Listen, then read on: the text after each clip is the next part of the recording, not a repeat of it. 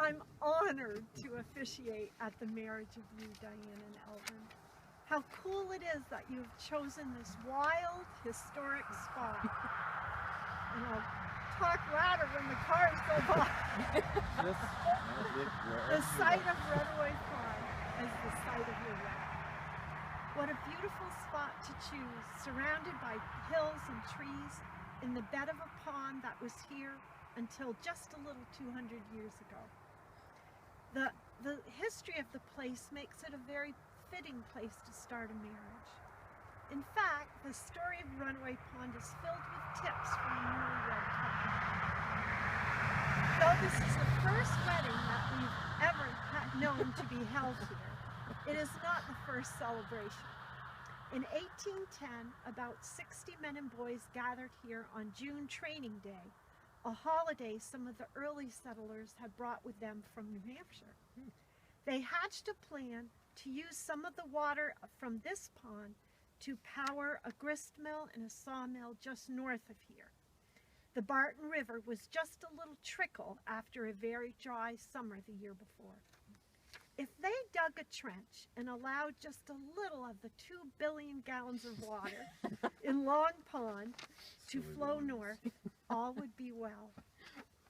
The trail along this easterly ridge to get to the beach was not known by many. It was known by some because we know they had a little raft there already that they used for fishing. But the ones that didn't know followed the blasts of tin horns to get here.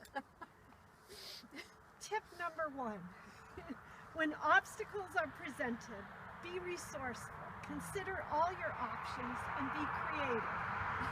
Don't feel like you have to tackle problems alone. Don't hesitate to call on 60 of your closest friends to help. The boys had fun fishing and the men commenced the dig. By lunchtime they were done.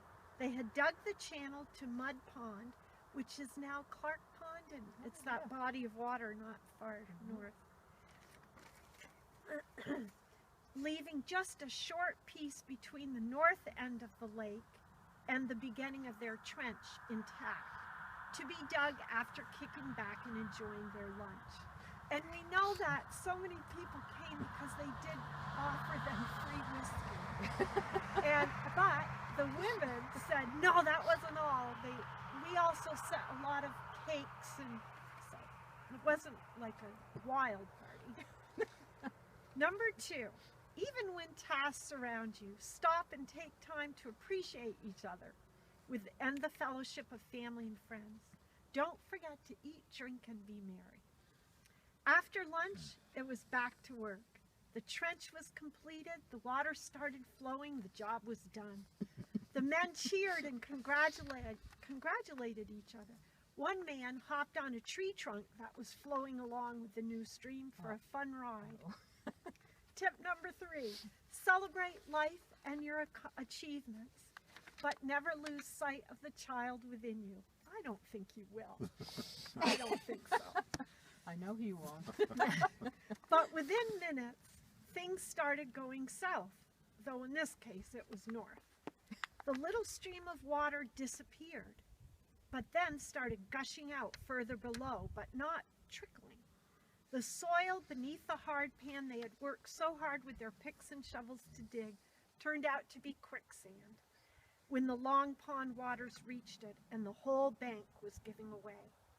The diggers quickly realized what was happening and the danger it meant. The pond was giving way, the stream was turning into a raging river, growing wider and wider as they watched in horror and disbelief. Tip number 4, don't take anything for granted. Even your best laid plans may go awry. Don't be surprised when life throws something new at you, and rise to the challenge. They sprung into action, hauled the log rider out of the rushing water in the nick of time by the hair on his head, and quickly considered the consequences. The miller's wife, back at that mill, she would surely be swept to her death when all this water reached her. The miller's husband set off running, but the men knew he would never make it.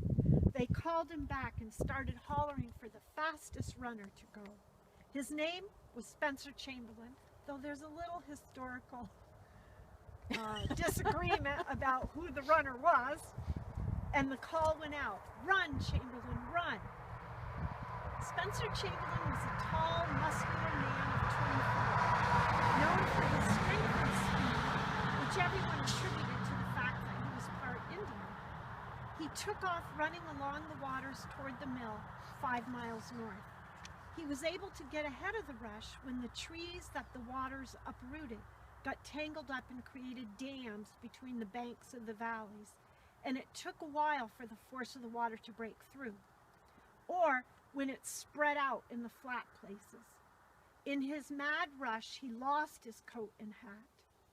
Legend has it that he stopped once, or twice maybe, at a home along the ridge and wolfed down a pie. And another time he stopped for a swig of whiskey. He reached the mill seconds before the water did, pulling the miller's wife to safety. Tip number 5, be brave and strong. Do not cower when dangers threaten. Do what you think you cannot do. Protect each other. Never turn down a piece of cake. By nightfall, the waters had traveled in a torrent all the way to Lake Memphremagog, 26 miles away. People hearing the thunderous noise of the waters thought it was the arrival of Judgment Day. One preacher's wife took to her bed and pulled the covers up to await death. Along the way, one horse, some sheep were swept to their death, and several mills had been wiped out, but miraculously no people were killed. The path the waters took had cleared a swath all the way to Newport, littered here and there with piles of uprooted trees. Even though we always hear, what doesn't kill you will make you stronger, reports say that Spencer Chamberlain, though he did live 40 more years, never did regain his level of strength again. The run had permanently damaged his lungs. Tip number 6, be careful. What you say could be more powerful than you ever dreamed. Tread gently with each other's feelings. Years went by. The people of Glover came to think of the letting out of Long Pond not only as the wonderful casualty, as it had first been called, but as an event that brought good things. The rushing waters left behind lots of toppled trees and dirt and filled the swampy lands between the Glover Hills. People thought the valley would be a good place to live, and they moved down from the hills.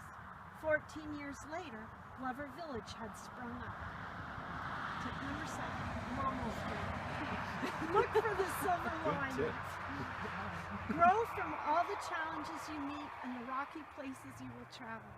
May the forces of love and caring that have brought you together sustain you in all the years to come. May the story of your love last through the centuries, just as this story of Runaway Pond has. Now let's leave the history of this place and make some new history. Okay. Here comes the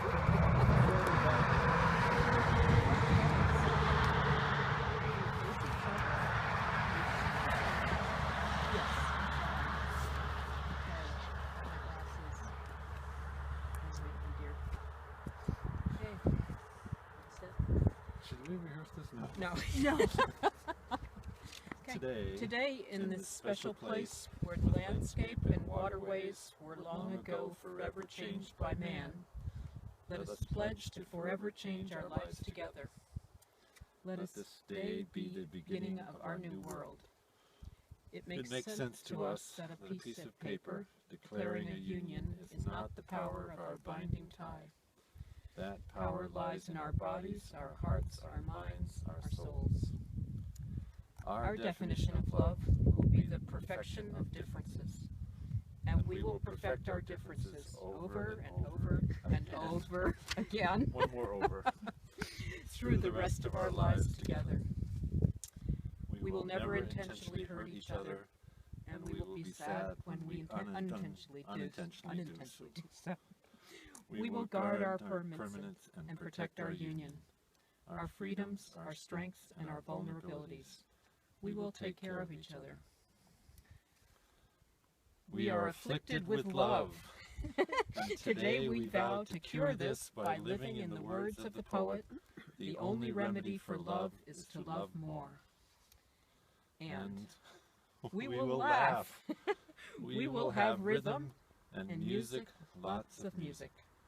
And when our days together are done, the one who still lives will rejoice in the love we lived and not bemoan the love lost. Today we pledge ourselves to join forever as best friends, as only lovers, as wife and husband. So, Who first? I don't know. Which is right hand? This hand. Okay.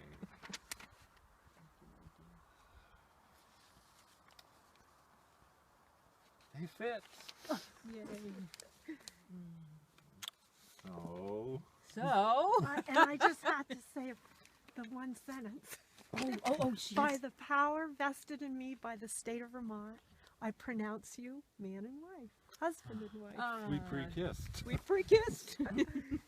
So, Run, Chamberlain, run! Oh, wonderful.